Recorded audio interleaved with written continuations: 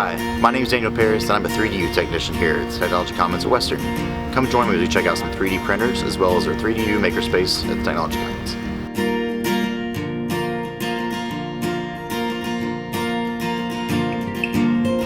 Our 3DU makerspace is a space available where students can come make, model, and design 3D prints of their choosing. Here we have 3 high-power Windows machines that have multiple different softwares available for editing prints. And if you're more of an Apple person, we have 2 Apple Mac Pros as well.